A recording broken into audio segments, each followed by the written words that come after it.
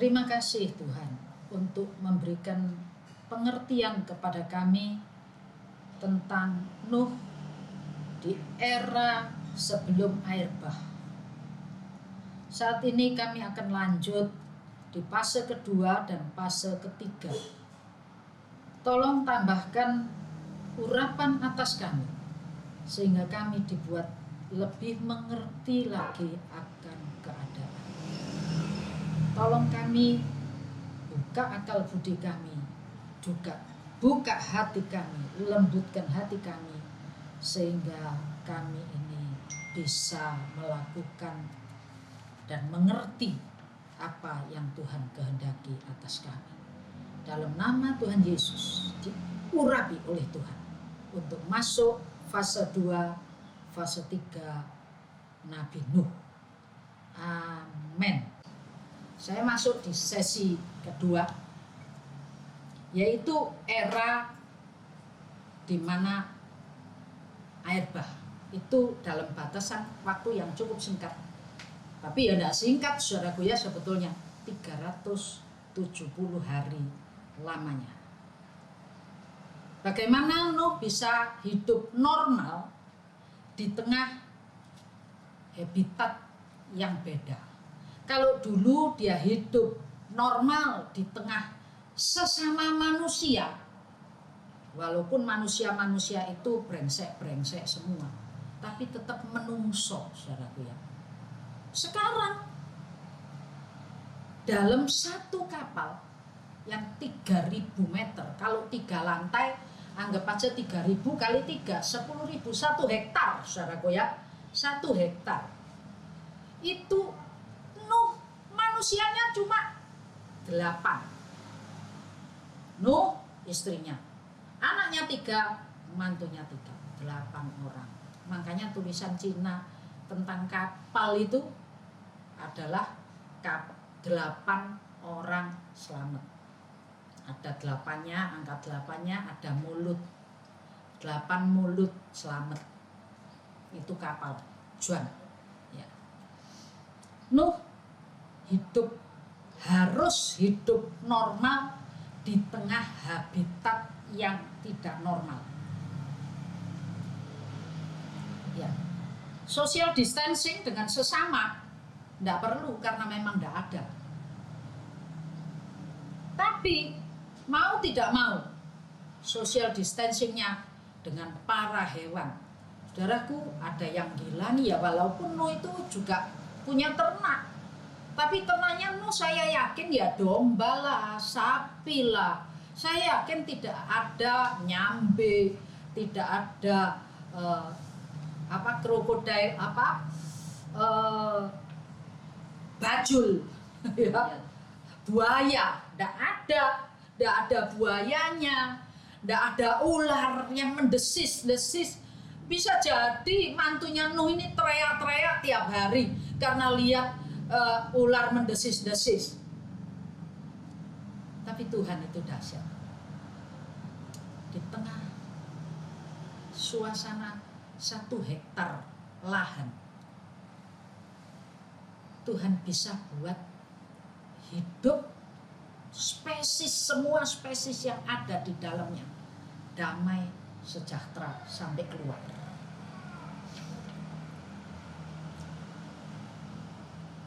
Saya ingin kasih gambaran lagi tentang fisiknya kapal, saudaraku ya. Kalau Anda baca nanti di Kejadian 5-9, ya nanti selesai ibadah Anda baca supaya tahu. Bahtera itu tidak ada jendelanya, blas. Nah kalau bahtera ada jendelanya, saudaraku ya, airnya masuk. Bahtera itu bumpet, pet. Cuma ada 1 pintu, dan pintu itu yang ngunci Tuhan. Ketika air bah, waduh, melanda bumi, saya yakin tetangganya Nuh yang tadinya mencibir-cibir, yang tadinya ngejek-ngejek, yang tadinya ngisin-ngisin Nuh, itu pasti Nuh jauh kejem, selamatkan aku, tolongi aku. Nuh bilang, aku tidak bisa nolongi. Saya ini ingat cerita ini, ingat Sekali waktu saya pergi ke Bali, naik Mandala. Saudaraku, naik pesawat itu biasanya 40 menit sebelum keberangkatan, sebelum boarding harus sudah sampai. Tapi hari itu rupanya saya 35 menit sampai di Bandara Juanda. 35 menit sebelum boarding saya masuk di Bandara Juanda. Saya kejar ke konter, dan konter bilang, sudah tutup ibu terlambat 5 menit. Wah, saya tidak terima, saudaraku, ya waktu saya kejar, saya mau ke tempat boarding, mau naik, saya ngotot. Tapi mereka bilang sudah close by system. Malah ada yang ngomong, nggak tahu saya dibojoi apa benar tuh. Yang nutup ini Mandala sudah dibeli Singapura, yang nutup ini dari sistem tombol di Singapura, Bu. Gitu. Ingat itu, ingat pintunya Batranya, saudaraku ya. Saya tertinggal betul. Hari itu saya naik pesawat, biasanya buy one get one, ini buy two get one, saudaraku ya. Waduh, nelongso, emang kena buat makan, kena buat beli baju, tapi bayar tiket nggak jadi naik. Buy two get one, mau Anda? Nggak ada yang mau. Ya saya ya terpaksa mau, saudaraku, karena ada keperluan. Ingat itu, artinya pintu yang sudah ditutup by system. Saya hanya ingin memberi gambaran. Pintu yang sudah ditutup by system, tidak ada yang bisa buka kecuali tombol itu ditekan. Kalau Tuhan sudah menutup pintu Batranya, biar tetangganya nangis air darah. Mungkin ponakannya, mungkin kakaknya, mungkin anak-anaknya lameh dari yang lain.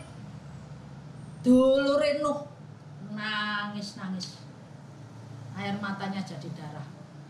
Close by system. Jadi bumpet, saudaraku ya. Makanya sekalipun ada pintu, karena close by system, air bannya enggak masuk. Aneh ya. Enggak masuk, saudaraku ya. Nah, sudah tidak ada jendela, tidak ada ventilasi sekeliling, saudara, bumpet.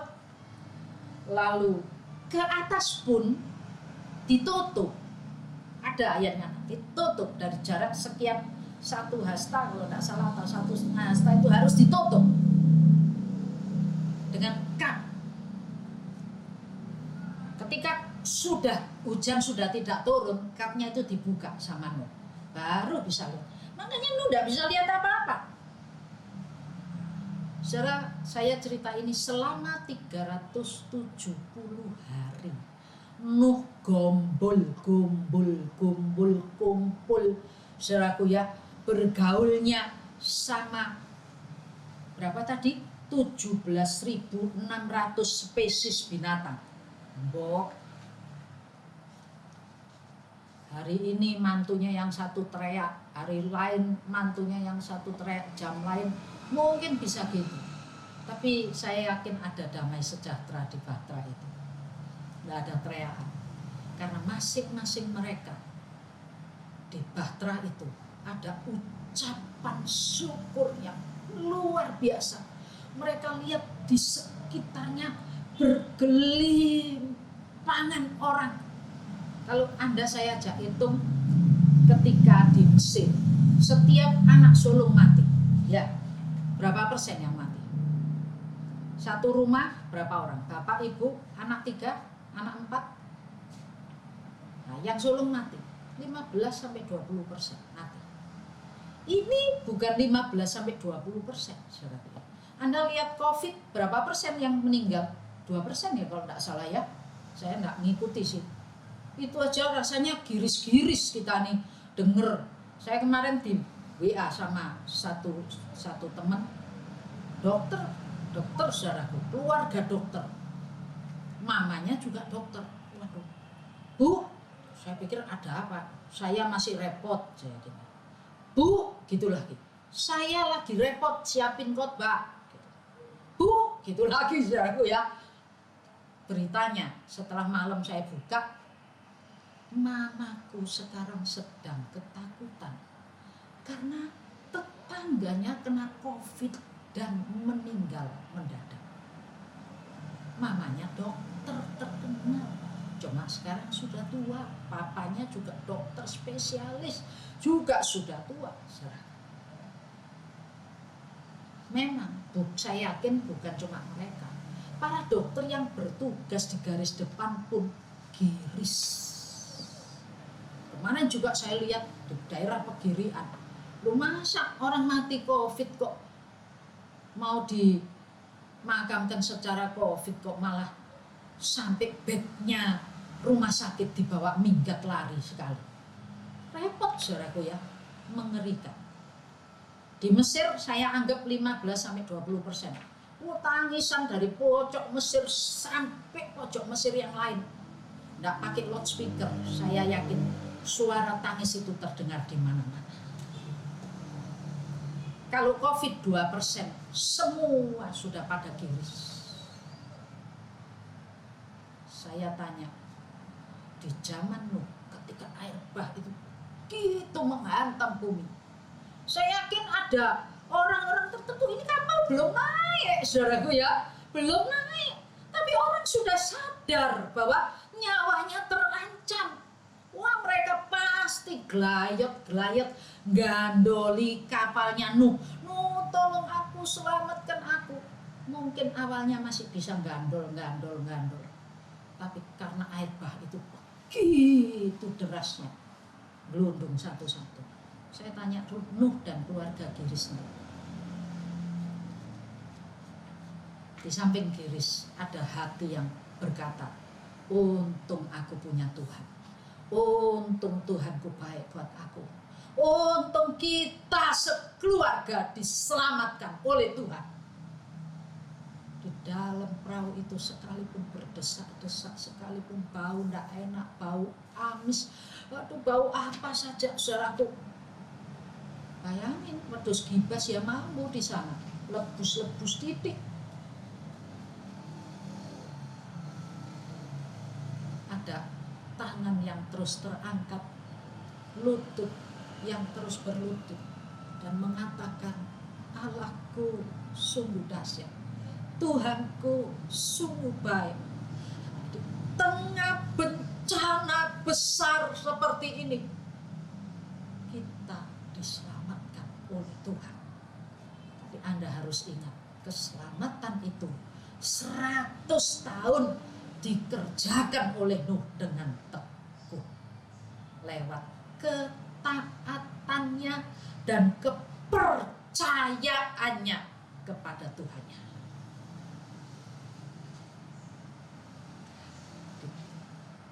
Yang kedua ini betul-betul new normal. Nuh dan keluarga hidup normal di tengah suasana yang tidak normal. Itu baru, suasana baru, new normal, saudaraku ya. Tapi hidup Nuh berhasil lagi. Fase 1 berhasil, fase 2 berhasil. Fase 1 fase apa? Spiritual distancing. Fase 2 fase apa? New normal di tengah-tengah habitat yang berbeda. Tapi karena api ucapan syukur ini terus berkumandang, dia tahu bahwa Tuhan itu punya rencana yang luar biasa. Dia berhasil. Jadi saya bisa katakan kontrol keinginan, kenapa? Karena begitu 150 hari hujan berhenti, saya yakin Nuh dan keluarganya ini pingin lari keluar. Wes selepen lah di dalam. Tapi penguasaan diri dan berhikmat dalam kebijaksanaan yang Tuhan berikan.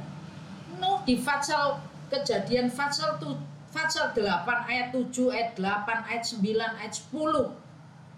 Di situ mengatakan Nuh itu tidak langsung keluar. Setelah sekian lama perahu tahu Batra itu mengapung-apung di mana-mana. Dibawa sama angin, saudaraku ya.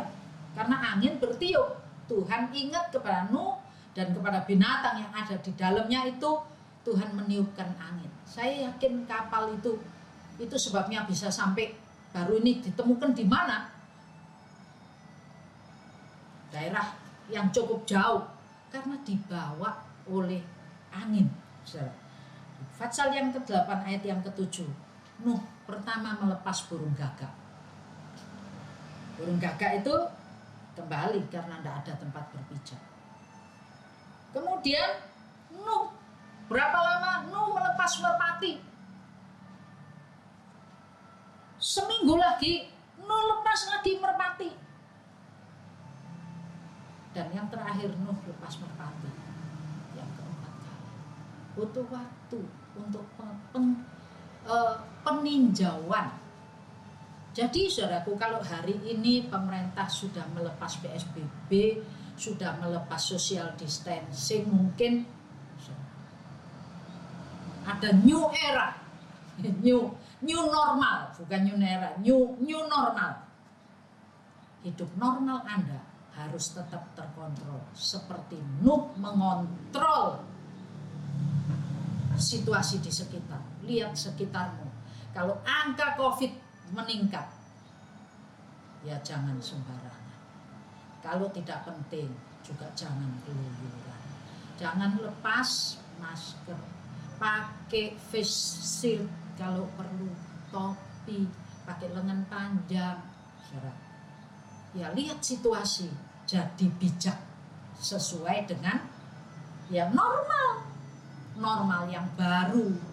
Kalau dulu Anda sembrono minum es grojong pinggir jalan, sekarang ya mikiro gitu.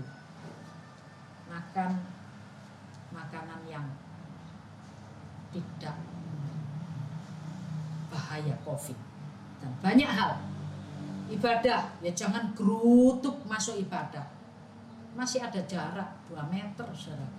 Katanya kalau orang ngomong 1 meter, kalau orang khotbah 2 meter, kalau orang nyanyi 3 meter jaraknya. Ya saya ngomong ya lebih baik jangan dulu.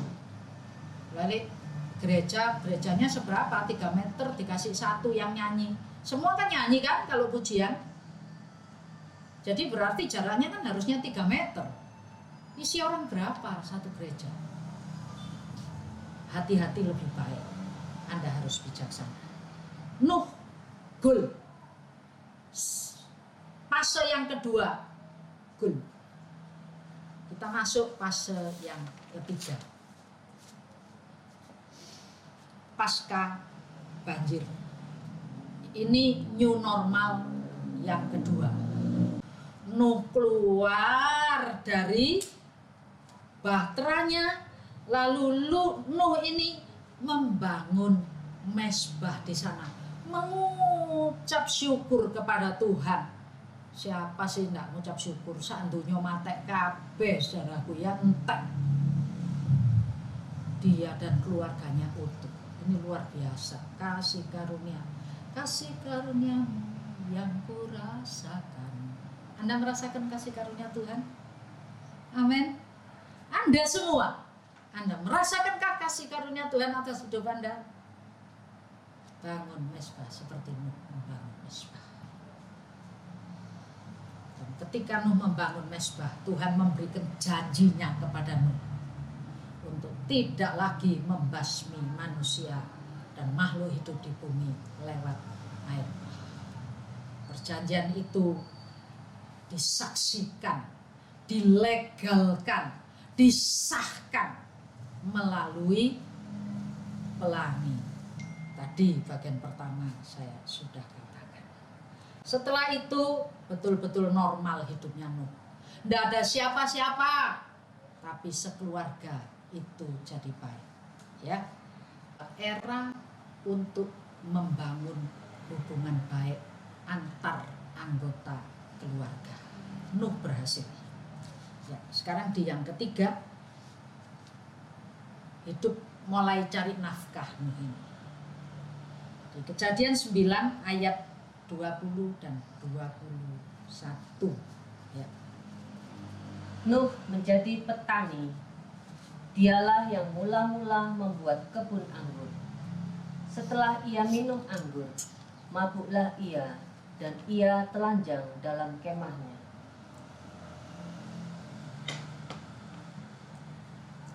Mulai cari nafkah.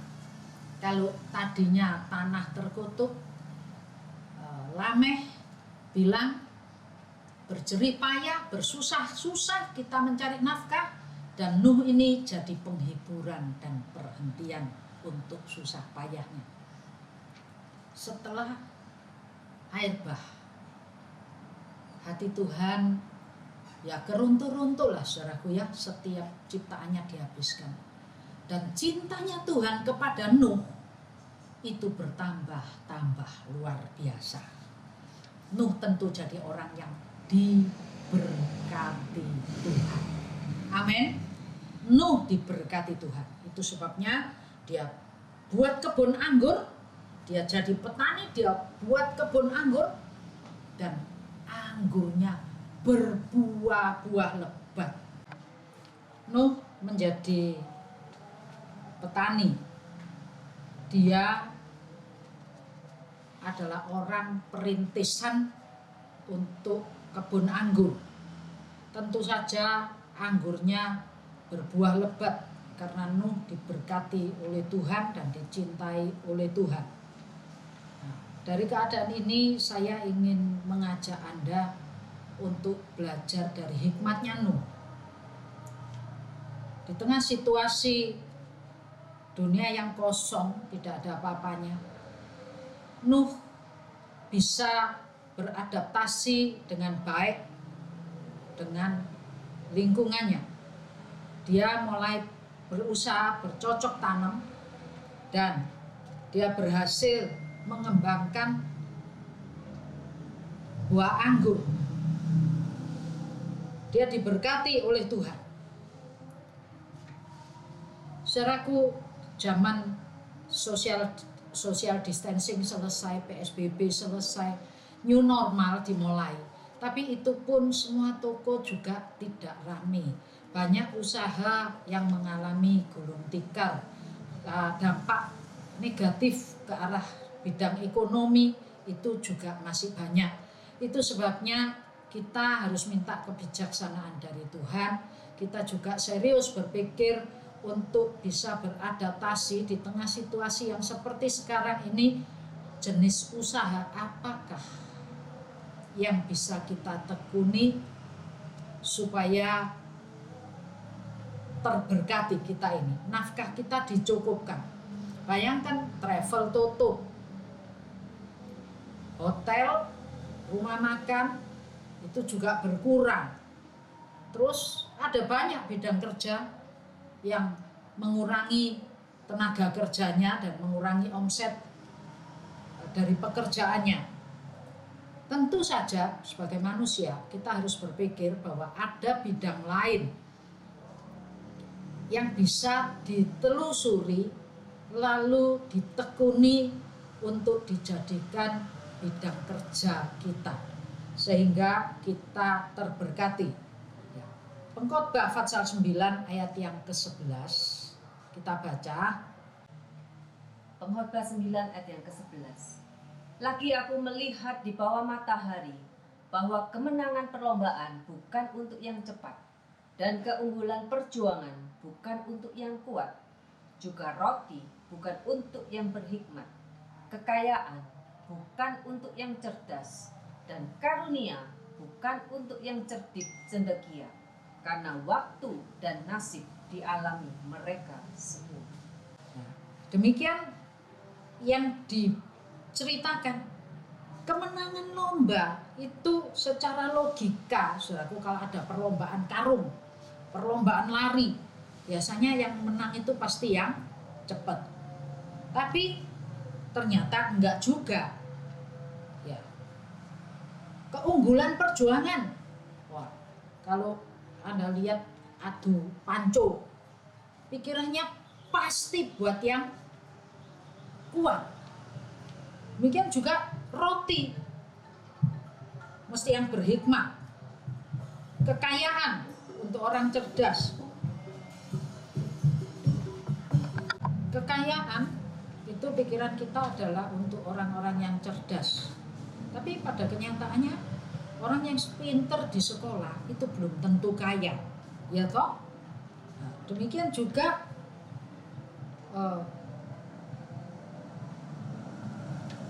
orang cerdik, ya kita tidak bisa prediksi seperti itu.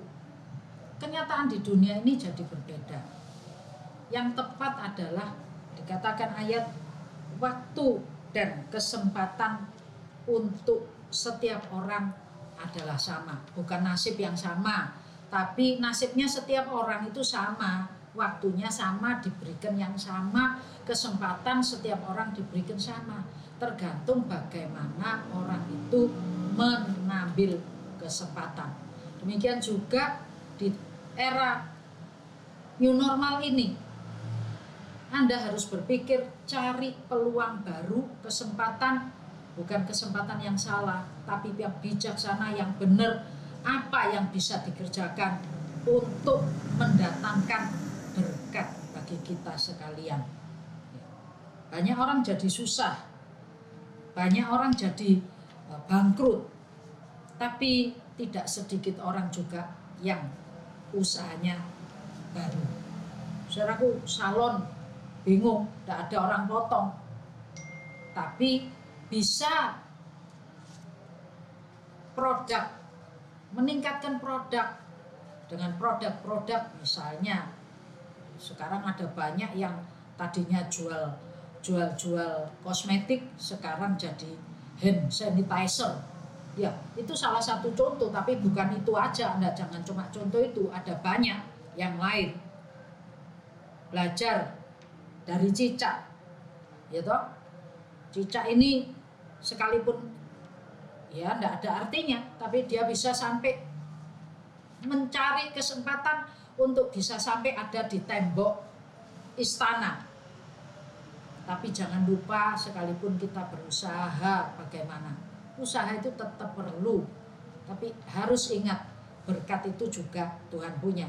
Nuh bisa jadi berhasil di kebun anggurnya, itu Mazmur 127 ayat yang kedua.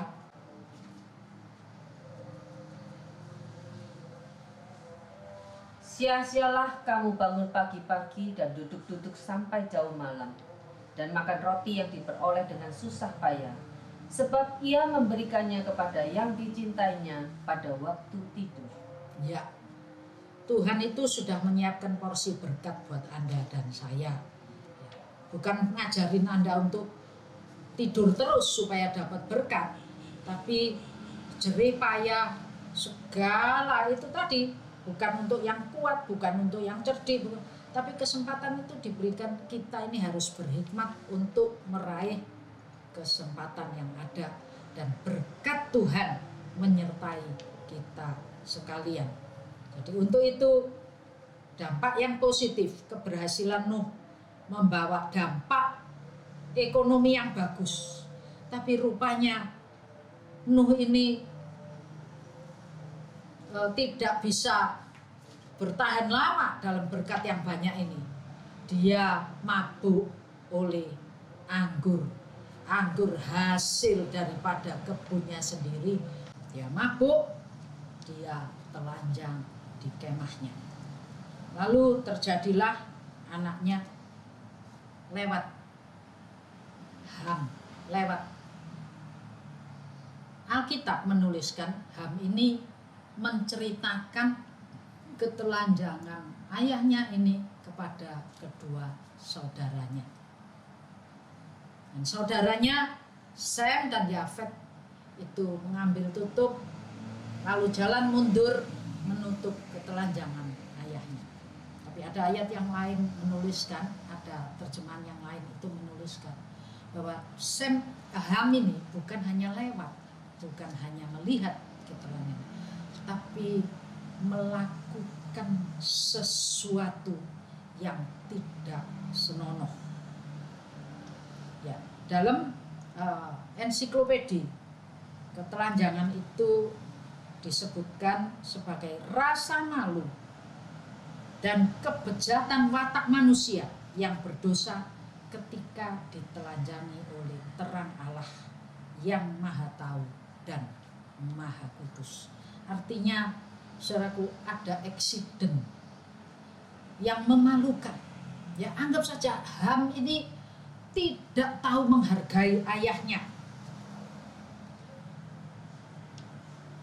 Dampak daripada itu, setelah Nuh sadar, saudaraku, setelah Nuh menyadari dirinya dan tahu apa yang dilakukan anaknya, itu ada di pasal 9, Anda lihat di depan, tahu apa yang dilakukan anaknya Ham ini, saudaraku, maka dia di pasal 9 ayat 25, 26, 27 mulai mengatakan kata-kata kutuk untuk Ham dan berkat untuk Sem dan Yafet. Dibaca saja yang ini.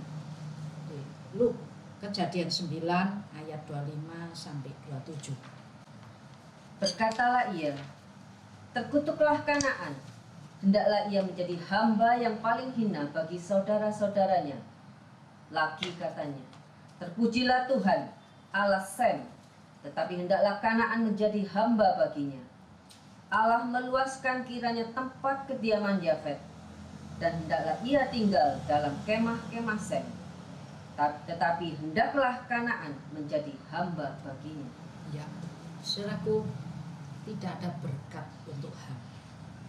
Rupa-rupanya, ini analisa saya sendiri, rupa-rupanya yang diceritakan anak yang lari waktu dipanggil disuruh masuk perahu Bahtera itu rupanya ya Ham ini rupanya, saudaraku, ya, muncul tabiat nakalnya kembali. Setelah di dalam kapal terpenjara, dia muncul, ini buka, muncul lagi karakternya. Ada berkat bagi kedua anaknya. Sem, dari Sem inilah bapak orang Israel. Ya, bapak orang Israel ini Sem. Saya tidak cerita tentang generasi itu kemana aja, tapi rupanya Ham ini digambarkan oleh orang-orang bapak Kanaan, tapi belakangan digambarkan sebagai orang-orang Ethiopia, saudara. Yang anak-anak Nuh kan kemana-mana memenuhi bumi, dan yang kena kutuk anaknya Ham, turunannya Ham, digambarkan sebagai orang-orang di Ethiopia. Dari masa new normal ketiga, di mana Nuh tidak bisa mengendalikan diri, bencana besar terjadi. Bukan hanya di masa Nuh, tapi sampai dengan sekarang Anda lihat bagaimana bangsa Ethiopia hidup. Sengsara, saudaraku. Tapi lebih mikro saya ingin mengatakan, apa sih dampak hubungan bapak dan anak yang jadi tidak baik? Antara orang tua dan anak yang harusnya saling menghargai, saling menghormati. Efesus 6 ayat 4, bapak-bapak jangan bangkitkan marah dalam hati anak-anakmu. Didik mereka dalam ajaran nasihat Tuhan. Ini Nuh, bukan didik, dikutuklah Ham ini.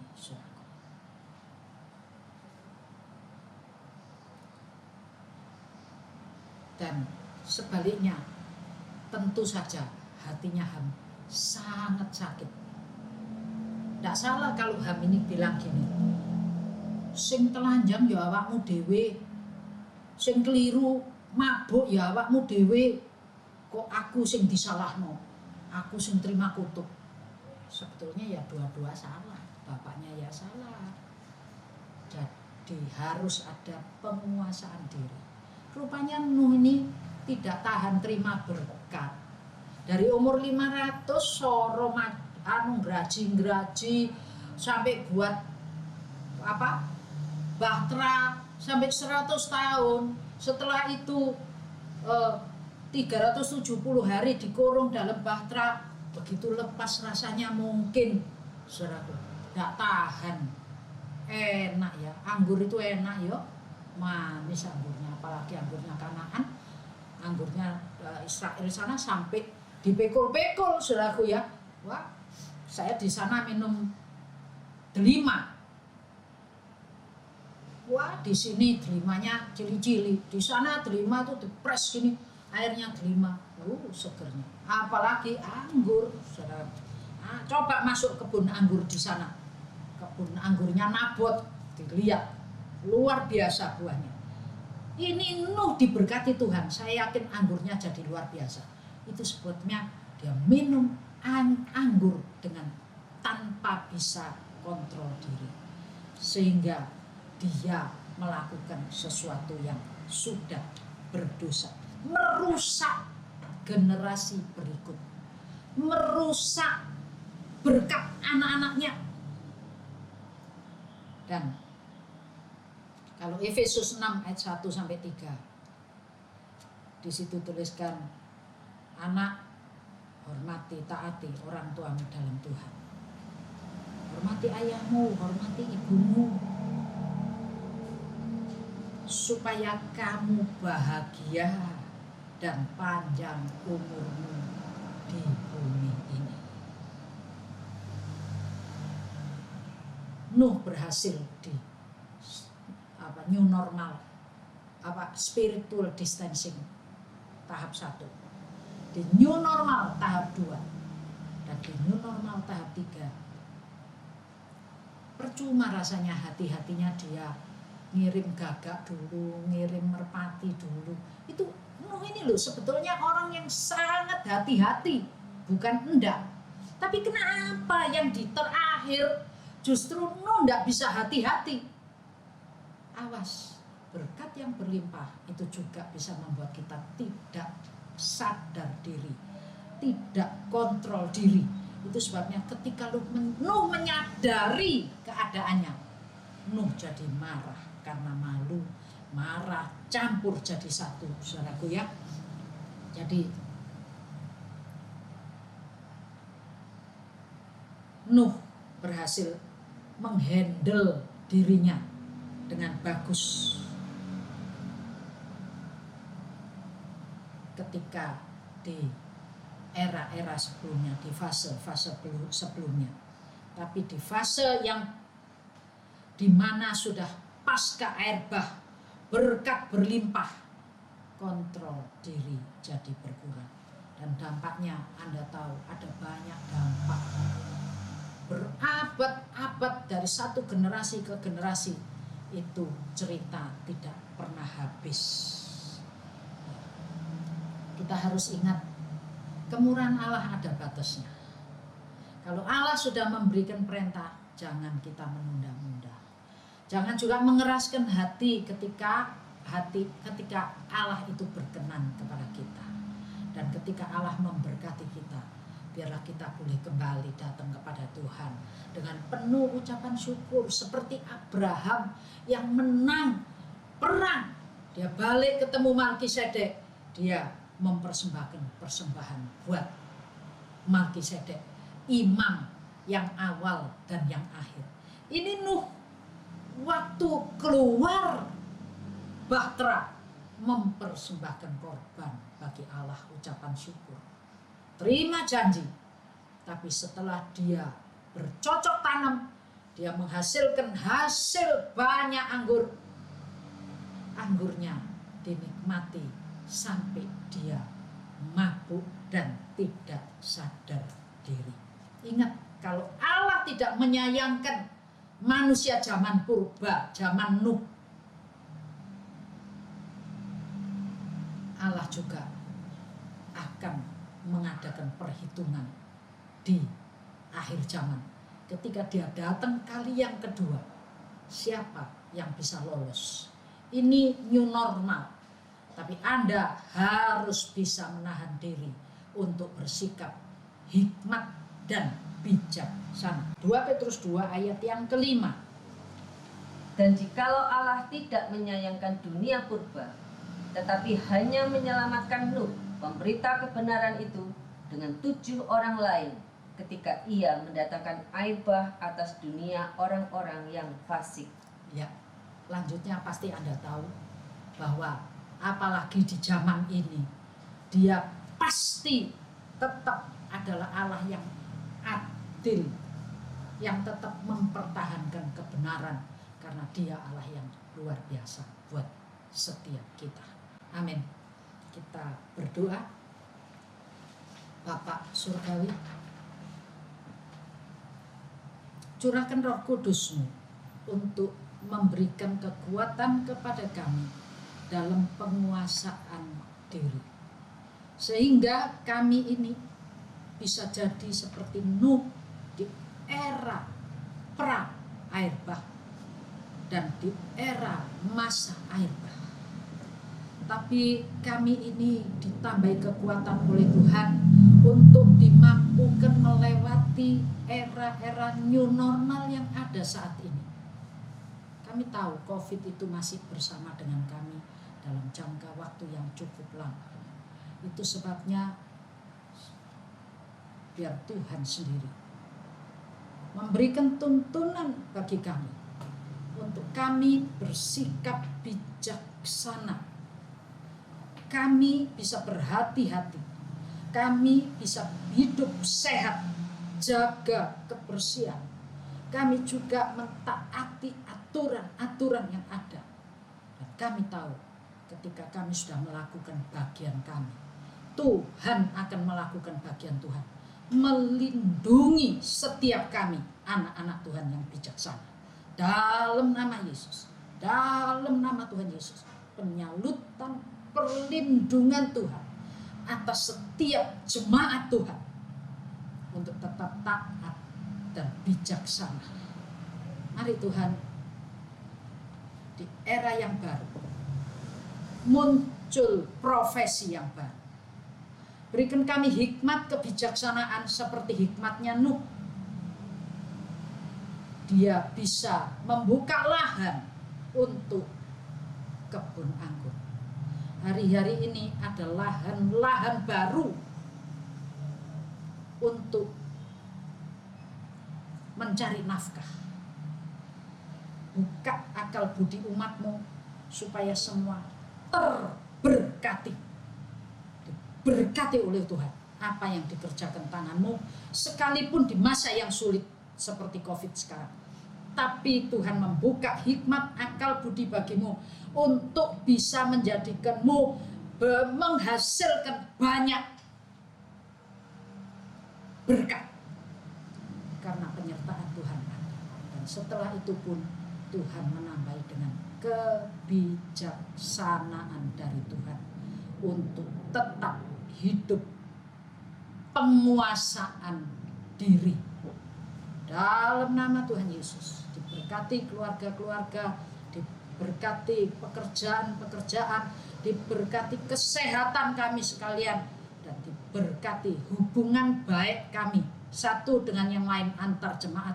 Sekalipun kami jarang bertemu, tapi kami tahu dalam satu roh, dalam Kristus, persaudaraan kami tetap kental. Dalam nama Tuhan Yesus Kristus. Amin.